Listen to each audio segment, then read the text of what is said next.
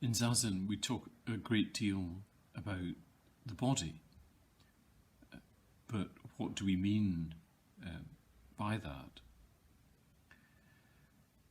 If you ask someone to point to their body, they're very likely to point to their torso.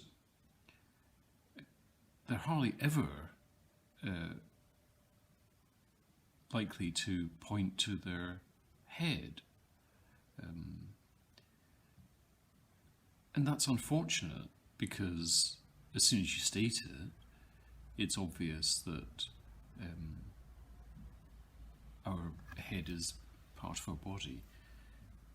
But also the easiest way for us to enliven the body is through the sensory awareness that we have in this area. So the feeling of our tongue in our mouth, the tension around our eyes, the weight of our jaw, the awareness of the air in our nostrils. That's all readily accessible to us in a way in which sensory information in other parts of the body very often isn't. So if we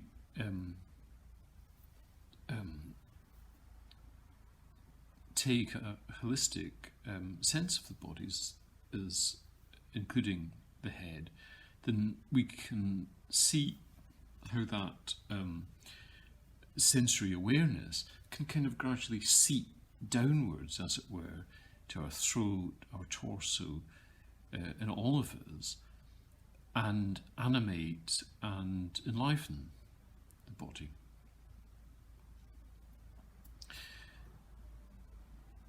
We often talk about being aware of the breath as if the breath and the body are two separate facets of experience. But if we pay careful attention, we'll see that our experience of the breath and the movement inside us when we take an in-breath, for example, is the one movement.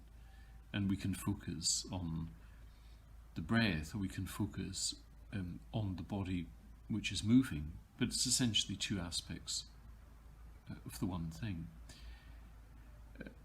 And it's non-conceptual, which is helpful. Additionally, if we sit in the correct posture, there are ways in which our body is progressively enlivened. So if we're sitting with our pelvis in the right position, then we experience a kind of uplift from our torso that often feels as if the back of our neck is being stretched. And that's often why you get a terrible instruction about tucking your chin in and stretching the back of the neck, because there's an attempted duplication of something which needs to be non-forced and automatic. It'll also experience a relaxing and a widening of the back of the head. And in addition to that, you're aware of a dynamic relationship with the ground. So your weight is dropping down through the ground, and the ground is pushing up. So the body is in a dynamic relationship with the environment through the ground, through the air, through the breath, which is intrinsically relational and which breaks down the boundaries that we habitually think of body and world. Zazen is not the practice of the self.